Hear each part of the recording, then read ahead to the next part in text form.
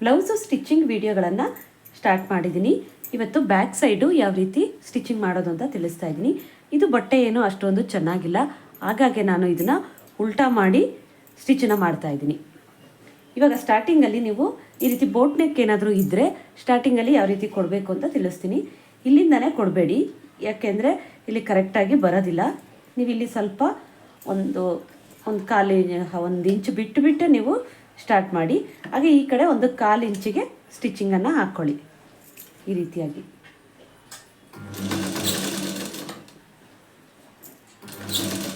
ಈ ಥರದ್ದೆಲ್ಲ ಸ್ಟಿಚ್ ಮಾಡುವಾಗ ಬೋಟ್ ನೆಕ್ಕು ಈ ಥರ ಡಿಸೈನ್ಸ್ ಎಲ್ಲ ಸ್ಟಿಚ್ ಮಾಡುವ ನಿಧಾನವಾಗೇ ಸ್ಟಿಚಿಂಗನ್ನು ಮಾಡಿ.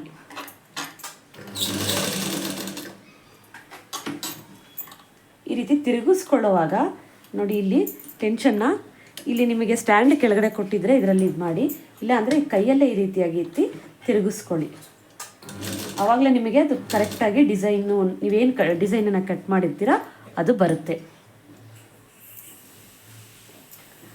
ಈ ರೀತಿಯಾಗಿ ತಿರುಗಿಸ್ಕೊಂಡು ಒಂದು ದೊಡ್ಡ ಸ್ಟಿಚ್ಚನ್ನ ಹಾಕ್ಕೊಂಬಿಡಿ ಫಸ್ಟು. ಹೊಸ್ದಾಗಿ ಕಲಿಯೋವಂಥವ್ರಿಗೆ ನಾನು ಹೇಳೋದು. ಆಮೇಲೆ ಈ ಥರ ಗುಂಡು ಪಿನ್ಗಳನ್ನು ಹಾಕ್ಕೊಳ್ಳಿ, ಆವಾಗ ಈಸಿ ಆಗುತ್ತೆ ಸ್ಟಿಚಿಂಗ್ ಮಾಡೋದಕ್ಕೆ.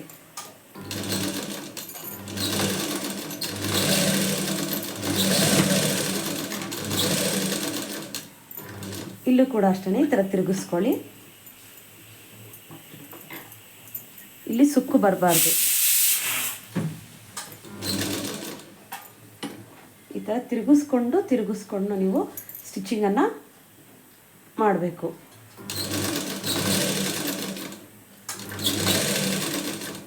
ಇವಾಗ ನೋಡಿ, ನಾನು ತೋರಿಸ್ತೇನೆ ಇಲ್ಲಿ ಯಾವ ರೀತಿ ಮಾಡ್ಕೊಳ್ಳೋದು ಅಂತ. ಇದನ್ನು ಇವಾಗ ತೆಗೀರಿ. ಈ ಗುಂಪಿನನ್ನು ತೆಗೆದು ನೀವು ಟೈಟಾಗಿ ಇಟ್ಕೊಂಡಿರಬೇಕು, ಇಲ್ಲ ಲೂಸ್ ಬಿಡಬಾರ್ದು, ಇಲ್ಲ ಅಂದರೆ ಸ್ಟಿಚ್ ಆದಮೇಲೆ ರಿಂಕಲ್ಸ್ ಬಂದುಬಿಡುತ್ತೆ. ಇವಾಗ ಇಲ್ಲೇನು ಶೇಪ್ ಬಂದಿದೆ ಇಲ್ಲಿಗೆ ಬನ್ನಿ, ಇಲ್ಲಿ ಸೂಜಿಯನ್ನು ನಿಲ್ಲಿಸ್ಕೊಳ್ಳಿ. ಆನಂತರ ಮತ್ತೆ ತಿರುಗಿಸಿ, ಮತ್ತು ಈ ರೀತಿ ತಿರುಗಿಸ್ಕೊಂಡು ಮತ್ತೆ ಇಲ್ಲೆಲ್ಲಿ ಸ್ಟಾರ್ಟ್ ಮಾಡಿರ್ತೀವಲ್ಲ ಇಲ್ಲಿಗೆ ಬರಬೇಕು.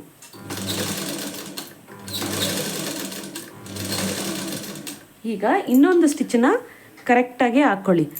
ನಿಮಗೆ ಹೊಸ್ದಾಗಿ ಕಲಿಯೋರಿಗೆ ನಾನು ತಿಳಿಸ್ತಾ ಇರೋದು, ಫಸ್ಟು ದಪ್ಪ ಹೊಲಿಗೆನ ಇಟ್ಕೊಂಡು ಫಸ್ಟು ಸ್ಟಿಚ್ ಮಾಡ್ಕೊಳ್ಳಿ. ಇಲ್ಲಿ ನಿಮಗೆ ಅದೆಲ್ಲ ಕರೆಕ್ಟಾಗಿ ಇದು ಬಂತು ಅಂತ ಅಂದಮೇಲೆ ಆಮೇಲೆ ನೀವು ಸಣ್ಣ ಹೊಲಿಗೆನ ಇಟ್ಕೊಂಡು ಇದ್ರ ಮೇಲೇ ಇನ್ನೊಂದು ಸ್ಟಿಚ್ಚನ್ನ ಮಾಡ್ಕೊಳ್ಳಿ. ಇದು ಕರೆಕ್ಟಾಗಿ ಬಂದಿಲ್ಲ ಅಂದರೆ ನೀವು ಇಲ್ಲಾಂದರೆ ಒಂದು ಮಾರ್ಕರ್ನ ತಗೊಂಡು ನೀಟಾಗಿ ಮಾರ್ಕನ್ನು ಮಾಡ್ಕೊಂಡು ಈ ರೀತಿಯಾಗಿ ಸ್ಟಿಚ್ಚನ್ನ ಬೇಕಾದ್ರೆ ಅದ್ರ ಮೇಲೂ ಸ್ಟಿಚ್ಚನ್ನ ಹಾಕ್ಕೊಂಡು ಬರ್ಬೋದು. ಇವಾಗ ನಾನು ಇನ್ನೊಂದು ಸ್ಟಿಚ್ಚನ್ನ ಹಾಕ್ತೀನಿ, ಆವಾಗಲೇ ಕರೆಕ್ಟಾಗಿ ಬರೋದು.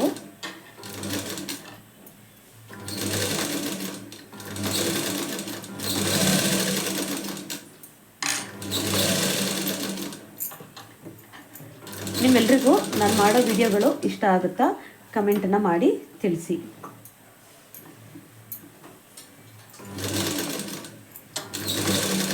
ಯಾವಾಗಲೂ ಲೈನಿಂಗ್ ಬಟ್ಟೆಯನ್ನು ಕಟ್ ಮಾಡ್ಕೊಂಡಿರಬೇಕು. ನೀವು ಲೈನಿಂಗ್ ಬಟ್ಟೆ ಕಟ್ ಮಾಡಿಕೊಂಡೇ ನೀವು ಈ ಮೇಯ್ನ್ ಬಟ್ಟೆನ ಆಮೇಲೆ ಕಟ್ ಮಾಡ್ಕೊಳ್ಬೇಕು. ಪ್ರತಿಯೊಂದು ವಿಡಿಯೋದಲ್ಲಿ ಕಟ್ಟಿಂಗ್ ಮಾಡುವಾಗ ಹೇಳಿದ್ದೀನಿ ನೋಡಿ. ಇದನ್ನ ನಿಲ್ಲಿಸಿ ಮತ್ತೆ ಇಲ್ಲಿ ಥರ ನೋಡಿ, ಇಲ್ಲಿ ಹೀಗೆ ಇಟ್ಕೊಂಡಿದ್ದೆ, ಇಲ್ಲಿ ನೋಡಿ ಈ ಥರ ಈ ರೀತಿ ಕ್ರಾಸ್ ಆಗಿತ್ತು. ಮತ್ತು ಈಗ ತಿರುಗಿಸಿದಾಗ ಮತ್ತಿಲ್ಲಿ ಈ ಥರ ಕ್ರಾಸಾಗಿ ಬರಬೇಕು. ನಿಮಗೆ ಸ್ಟಿಚ್ ಮಾಡುವಾಗ ನಾನು ಇವಾಗ ಹೇಳಿರ್ತೀನಲ್ವ, ನೀವು ಸ್ಟಿಚ್ ಮಾಡುವಾಗ ಅಬ್ಸರ್ವ್ ಮಾಡಿ, ನಿಮಗೆ ಅವಾಗ ಗೊತ್ತಾಗ್ಬಿಡುತ್ತೆ.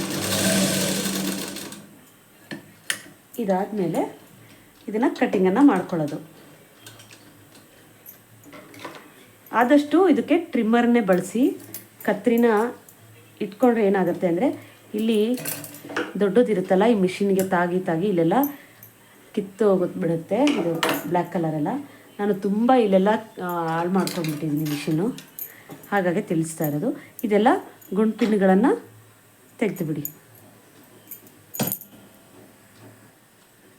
ಗುಂಡು ಪಿನ್ಗಳನ್ನ ತೆಗೆದ್ಮೇಲೆ ಇವಾಗ ಕತ್ರಿಯಿಂದ ಇಲ್ಲಿ ಒಂದು ಜಾಗದಲ್ಲಿ ಎಲ್ಲಾದರೂ ಸ್ವಲ್ಪ ಹಿಂಗೆ ಕಟ್ ಮಾಡ್ಕೊಳ್ಳಿ. ಕಟ್ ಮಾಡಿಕೊಂಡು ಆನಂತರ ಒಂದು ಸ್ವಲ್ಪ ಬಟ್ಟೆನ ಬಿಟ್ಟೇನೆ ನೀವು ಕಟ್ಟಿಂಗನ್ನು ಮಾಡಿಕೊಂಡ್ರೆ ಒಳ್ಳೆಯದು.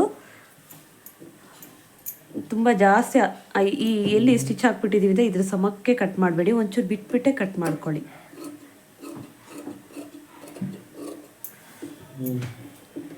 ನಾನು ಹೊಸದಾಗಿ ಟೈಲರಿಂಗ್ ಕಲಿಯೋಂಥವ್ರಿಗೆ ನಾನು ಈ ಥರ ವಿಡಿಯೋಗಳನ್ನು ಮಾಡಿ ತಿಳಿಸೋದು.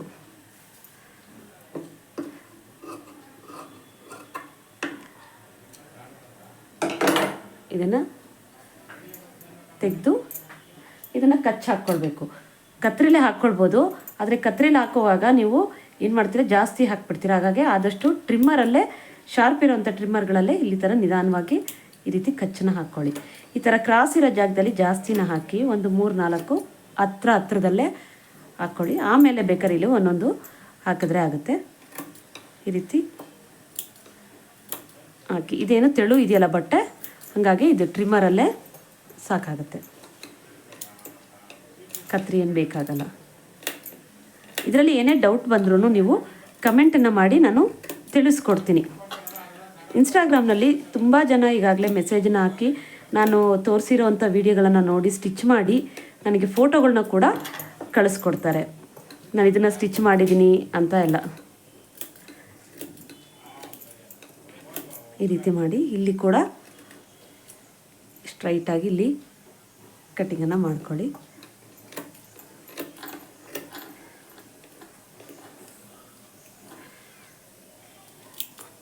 ಇದನ್ನು ಇವಾಗ ಉಲ್ಟಾ ಮಾಡಬೇಕು. ಇದನ್ನೇ ನಾನು ತಿಳಿಸಿಲ್ಲ, ಇದು ಸೀದಾ ಇರಬೇಕು. ಇದನ್ನು ಉಲ್ಟಾ ಇಟ್ಕೊಳ್ಬೇಡಿ, ಮೇನ್ ಬಟ್ಟೆ ಸೀದಾ ಇರಬೇಕು. ಸೀದಾ ಇಟ್ಕೊಂಡು ಅದರ ಮೇಲೆ ಈ ಥರ ಲೈನಿಂಗನ್ನು ಹಾಕಿ ಗುಂಡ್ಪಿನ್ನನ್ನು ಹಾಕ್ಕೊಳ್ಳಿ.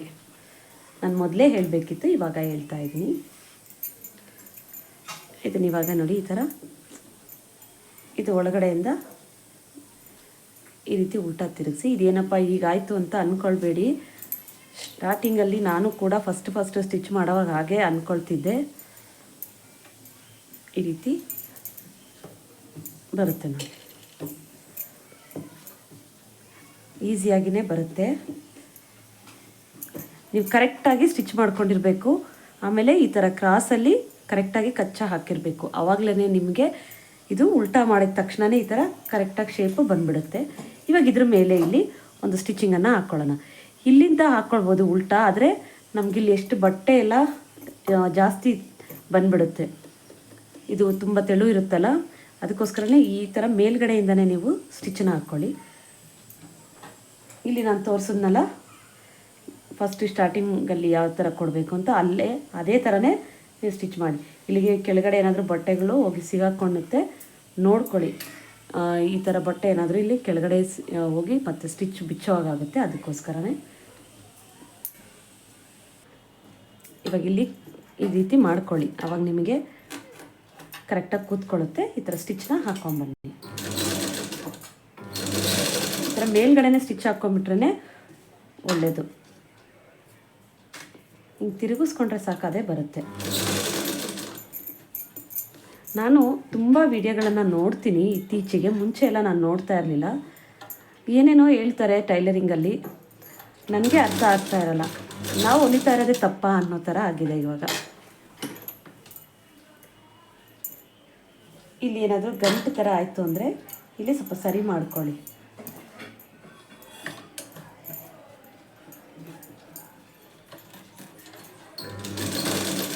ದಾರ ಕಟ್ಟಾಗುತ್ತೆ ಅಂತ ಹೇಳ್ತಾ ಇರ್ತೀರಾ ನೋಡಿ. ಇವಾಗ ಸ್ಟಿಚಿಂಗ್ ಮಾಡ್ತಾನೇ ಇದ್ದೀನಿ, ದಾರ ಎಲ್ಲೋ ನನಗೆ ಕಟ್ಟಾಗಲ್ಲ.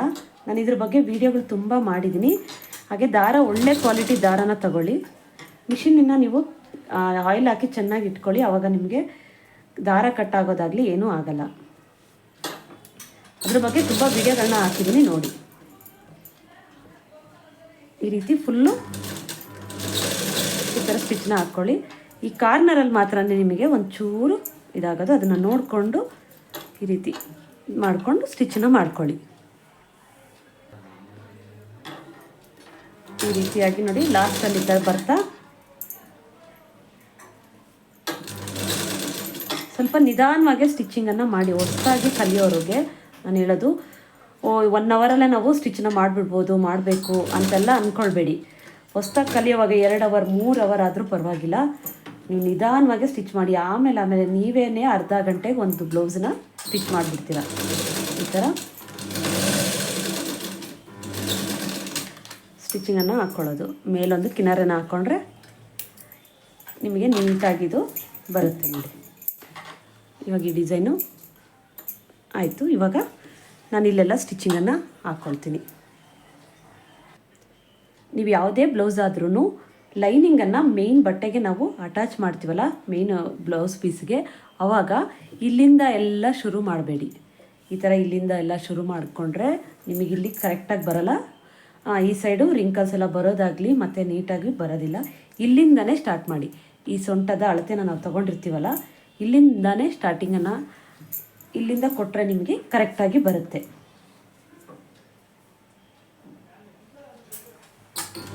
ಇದು ದೊಡ್ಡ ಸ್ಟಿಚ್ ಇಟ್ಕೊಂಡು ಒಂದು ಸ್ಟಿಚ್ಚನ್ನು ಹಾಕ್ಕೊಂಡು ಆಮೇಲೆ ಬೇಕಾದರೆ ಬಿಚ್ಬೋದು.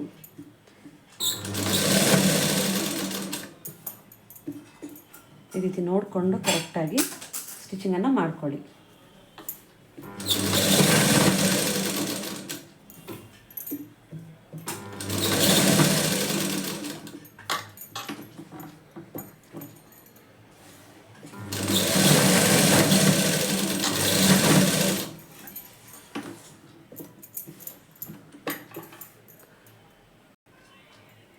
ಇವಾಗ ಈ ನೆಕ್ ಹತ್ರನೂ ಕೂಡ ನಂತರ ಸ್ಟಿಚಿಂಗನ್ನು ಹಾಕ್ಕೊಳ್ತೀನಿ.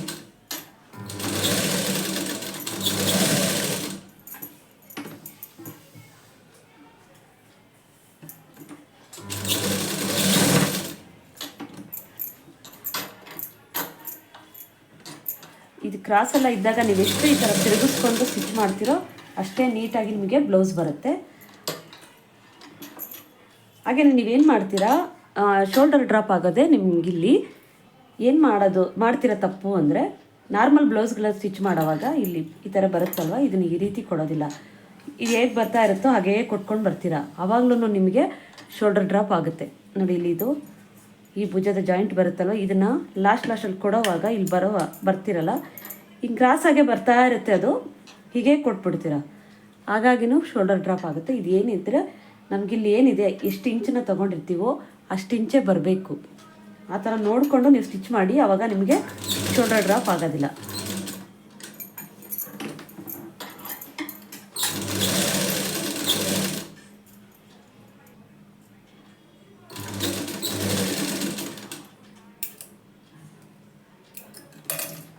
ಇದು ಸ್ಟಿಚಿಂಗ್ ಎಲ್ಲ ಫುಲ್ಲು ಸ್ಟಿಚಿಂಗನ್ನು ಹಾಕ್ಕೊಂಡಿದ್ದೀನಿ.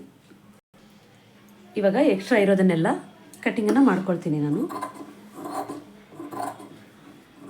ಈ ಥರ ಬಟ್ಟೆ ಆದರೆ ನೀವು ಇಲ್ಲಿ ಎಲ್ಲ ಕಟ್ಟಿಂಗನ್ನು ಮಾಡ್ಕೊಳ್ಳಿ. ಇದೇನಾದರೂ ಕೆಲವೊಂದು ಬಟ್ಟೆಗಳು ಈ ಥರ ಬರ್ತಾ ಇರುತ್ತೆ ನೋಡಿ, ದಾರ ಎಲ್ಲ ಬರ್ತಾ ಇರುತ್ತಲ್ಲ, ಅದನ್ನು ಕಟ್ಟಿಂಗನ್ನೇ ಮಾಡೋಕ್ಕೆ ಹೋಗಬೇಡಿ. ಲಾಸ್ಟು ನೀವು ಸ್ಲೀವ್ಸು ಅಟ್ಯಾಚ್ ಮಾಡೋವಾಗ ಕಟ್ ಮಾಡ್ಕೊಳ್ಳಿ. ಆಮೇಲೆ ಇಲ್ಲಿ ನೀವು ಲಾಸ್ಟ್ ಫಿನಿಶಿಂಗ್ ಕೊಡ್ತೀವಲ್ಲ ಆ ಟೈಮ್ನಲ್ಲಿ ಮಾತ್ರ ಈ ಥರ ಎಕ್ಸ್ಟ್ರಾ ಇರೋ ಬಟ್ಟೆನ ಕಟ್ ಮಾಡ್ಕೊಳ್ಳಿ. ಇದೆಲ್ಲ ಫುಲ್ಲು ಸ್ಟಿಚ್ ಹಾಕ್ಕೊಂಡ್ಬಿಟ್ಟೆ ನಾನು ಕಟ್ ಮಾಡ್ಕೊಳ್ತೀನಿ ಅಂತ ಮಾಡಿಕೊಂಡ್ರೆ ಏನಾಗುತ್ತೆ, ಕೆಲವೊಂದು ಬಟ್ಟೆನಲ್ಲಿ ಈ ಥರ ದಾರಗಳು ಬರ್ತಾ ಇರುತ್ತೆ. ಇಲ್ಲಿ ಕರೆಕ್ಟಾಗಿ ಕಟ್ ಮಾಡಿರ್ತೀರ, ಇಷ್ಟುವರೆಗೂ ಹೋಗ್ಬಿಡುತ್ತೆ, ಆಮೇಲೆ ದಾರ ಬರ್ತಾನೇ ಇರುತ್ತೆ. ಹಾಗಾಗಿ ತಿಳಿಸ್ತಾ ಇರೋದು, ಇದನ್ನು ಕಟ್ಟಿಂಗನ್ನು ಮಾಡ್ಕೊಳ್ಬೇಡಿ. ಕೆಲವೊಂದು ಬಟ್ಟೆಗೆ ಈ ಥರ ನಾರ್ಮಲ್ ಬಟ್ಟೆ ಎಲ್ಲ ಆದರೆ ಕಟ್ಟಿಂಗ್ ಮಾಡ್ಕೊಳ್ಳಿ.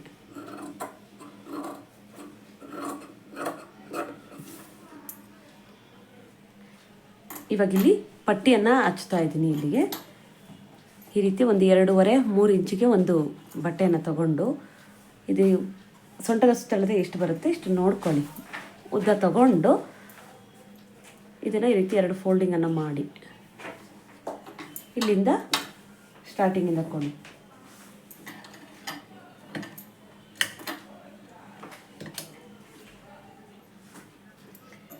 ಇಲ್ಲಿ ಎಲ್ಲನೂ 1/4 ಇಂಚಿಗೆ ಸ್ಟಾರ್ಟಿಂಗಿಂದನೂ 1/4 ಇಂಚಿಗೆ ಸ್ಟಿಚಿಂಗನ್ನು ಮಾಡ್ಕೊಳ್ಳೋದು. ಈ ಥರ ಸ್ಟಾರ್ಟಿಂಗಿಂದ ಕೊಡಿ. ಇಲ್ಲಿ ಜಾಸ್ತಿ ಎಲ್ಲ ಸ್ಟಿಚ್ ಮಾಡೋಕ್ಕೆ ಹೋಗಬೇಡಿ, ಇಷ್ಟು ದೊಡ್ಡ ಜಾಸ್ತಿ ಎಲ್ಲ, ಒಂದು 1/4 ಇಂಚಷ್ಟೇ ಸ್ಟಿಚ್ ಮಾಡ್ಕೊಳ್ಳಿ. ಈ ಥರ ಫೋಲ್ಡ್ ಮಾಡಿ ಕೊಡ್ತಾ ಬನ್ನಿ. ಎಳಿಬಾರ್ದು, ಯಾವ ಬಟ್ಟೆನೂ ಎಳಿಬಾರ್ದು, ಸುಮ್ಮನೆ ಈ ಥರ ಹಿಂಗಿಟ್ಟು ಕೊಡಬೇಕಷ್ಟೇ.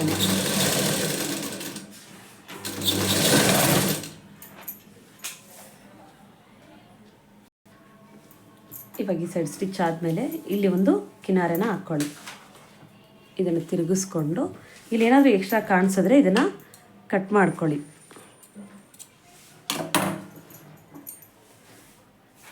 ಈ ರೀತಿ ಕಿನಾರೆ ಹಾಕ್ಕೊಳ್ಳಿ. ನಾವಿಲ್ಲೇನು ಲೈನಿಂಗ್ ಬಟ್ಟೆ ತೊಗೊಂಡಿದ್ದೀವಲ್ಲ ಅದ್ರ ಮೇಲೆ ಸ್ಟಿಚ್ ಬರಬೇಕು. ಇದು ಈ ಥರ ಒಳಗಡೆ ಈ ಕಡೆಗೆ ಫೋಲ್ಡ್ ಆಗಿರಬೇಕು. ಈ ಕಿನಾರನ ಹಾಕ್ಕೊಂಡ್ಮೇಲೆ ಇದನ್ನು ಈ ರೀತಿ ಫೋಲ್ಡ್ ಮಾಡ್ಕೊಳ್ಳಿ. ಇದು ಕಾಣದೇ ಇರೋಂಗು ಸ್ಟಿಚಿಂಗ್ ಎಲ್ಲ ಮಾಡ್ಬೋದು. ಅದೆಲ್ಲ ಮುಂದೆ ತಿಳಿಸ್ಕೊಡ್ತೀನಿ. ಇದು ಹೊಸದಾಗಿ ಕಲಿಯೋರಿಗೆ ತಿಳಿಸ್ಕೊಡ್ತಾ ಇರೋದಲ್ವ, ಅದಕ್ಕೆ ಈಸಿಯಾಗಿರಲಿ ಅಂತ ನಾನು ಈ ಥರ ತಿಳಿಸ್ತಾ ಇರೋದು. ಇಲ್ಲಿ ಕರೆಕ್ಟಾಗಿರಲಿ ನೋಡಿಕೊಂಡು ಸ್ಟಿಚಿಂಗನ್ನು ಮಾಡ್ಕೊಳ್ಳಿ.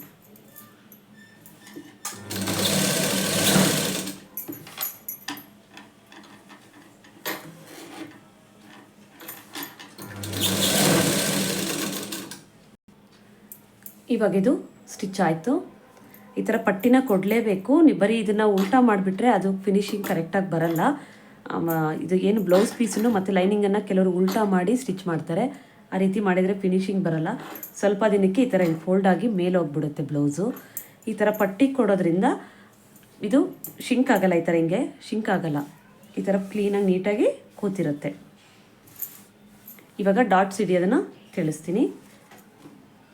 ಇಲ್ಲಿ 2 ಇಂಚಿಗೆ ಬಿಟ್ಬಿಡಿ. ಇಲ್ಲಿ ಸ್ಟಿಚಿಂಗ್ ಹಾಕೋದಕ್ಕೆ ನಮಗೆ ಇಲ್ಲಿ 2 ಇಂಚ್ ಬೇಕಲ್ವಾ, ಅದನ್ನು ಬಿಟ್ಟು ನೀವು ನೆಕ್ಸ್ಟ್ ತಗೊಳ್ಬೇಕು.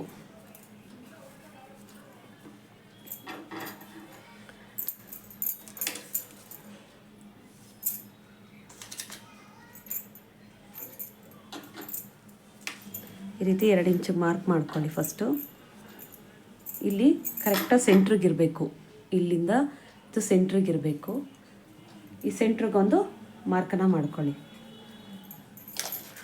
ಇವಾಗ ಇಲ್ಲಿ 2 ಇಂಚಿಗೆ ಮಾರ್ಕ್ ಮಾಡಿದ್ದೀರಲ್ಲ, ಇಲ್ಲಿ ಇದೊಂದು ತಗೊಂಡು ಇದನ್ನು ಕೂಡಿಸ್ಕೊಳ್ಳಿ. ಆವಾಗ ಒಂದು ಡಾಟ್ಸ್ ಇಲ್ಲಿ ಆರಾಮ್ಸೆ ನೀವು ಹಿಡಿಬೋದು. ಗೊತ್ತಾಯ್ತಾ? ಇಲ್ಲಿ ಈ ಬ್ಯಾಕ್ ಸೈಡು ಸ್ಟಿಚಿಂಗ್ ವಿಡಿಯೋದಲ್ಲಿ ನಿಮಗೆ ಏನೇ ಡೌಟ್ಸ್ ಬಂದ್ರೂ ಕಮೆಂಟನ್ನು ಮಾಡಿ ತಿಳಿಸ್ಕೊಡ್ತೀನಿ ನಾನು. ಹಾಗೆ ನಿಮಗೆ ಬೇರೆ ಟೈಲರಿಂಗ್ ಬಗ್ಗೆ ಬೇರೆ ಯಾವ ಥರ ವೀಡಿಯೋ ಬೇಕೋ ಅದನ್ನು ಕೂಡ ತಿಳಿಸಿ ಕಮೆಂಟ್ ಮಾಡಿ. ನಾನು ಅದ್ರ ಬಗ್ಗೆ ವೀಡಿಯೋನ ಮಾಡಿ ಹಾಕ್ತೀನಿ. ಇದು ಜಾಸ್ತಿ ಡೀಪ್ ಎಲ್ಲ ಜಾಸ್ತಿ ತೆಗ್ದವಾಗ ಒಂದು 3 ಇಂಚ್ ಒಳಗಡೆ ಇಡಿರಿ. ನಾವು ಡೀಪ್ ಜಾಸ್ತಿ ತೆಗಿಯೋದಿಲ್ಲ ಅಲ್ವಾ, ಇದು ಮೇಲೇ ಇಲ್ಲಿವರೆಗೂ ಇರುತ್ತಲ್ವ, ಆ ಟೈಮ್ನಲ್ಲಿ ನೀವು 4 ಇಂಚ್ವರೆಗೂ ಹಿಡಿದ್ರೂ ಆಗತ್ತೆ. ಇಲ್ಲಿ ಒಳಗಡೆ ಬಟ್ಟೆನ ಸರಿ ಮಾಡಿಕೊಂಡು ನೀವು ಸ್ಟಿಚ್ ಮಾಡಬೇಕು. ಇಲ್ಲಾಂದರೆ ಈ ಲೈನಿಂಗ್ ಬಟ್ಟೆ ಈ ಥರ ಬಂದಿತ್ತು ಅಂದ್ರೂ ಕರೆಕ್ಟಾಗಿ ಬರಲ್ಲ.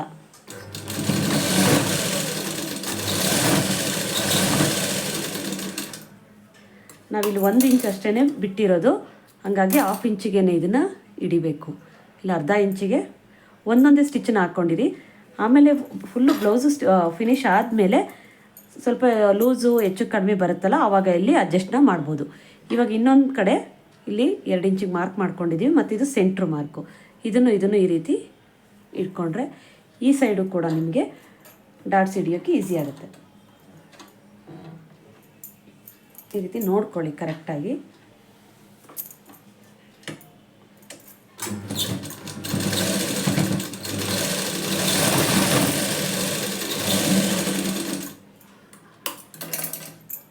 ಇದಿಷ್ಟು ಬ್ಯಾಕ್ ಸೈಡು ಸ್ಟಿಚಿಂಗು.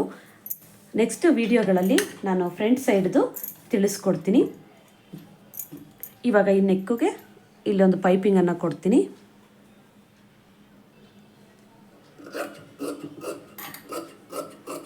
ಇದಕ್ಕೇನು ಜಾಸ್ತಿ ಬೇಕಾಗಲ್ಲ, ಒಂದು 2 ಪೀಸ್ ಆದರೆ ಸಾಕಾಗುತ್ತೆ. ನಾನು ಹಂಗೆ ಇದನ್ನು ಮಾಡಿಬಿಡ್ತೀನಿ. ಪೈಪಿಂಗ್ ಎಲ್ಲ ಮಾಡಲ್ಲ, ಎಮ್ಮಿಂಗೂ ಮಾಡಲ್ಲ, ಹಾಗೆ ಉಲ್ಟಾ ಮಾಡಿ ಸ್ಟಿಚ್ ಮೇಲೊಂದು ಸ್ಟಿಚ್ಚನ್ನ ಹಾಕ್ಬಿಡ್ತೀನಿ.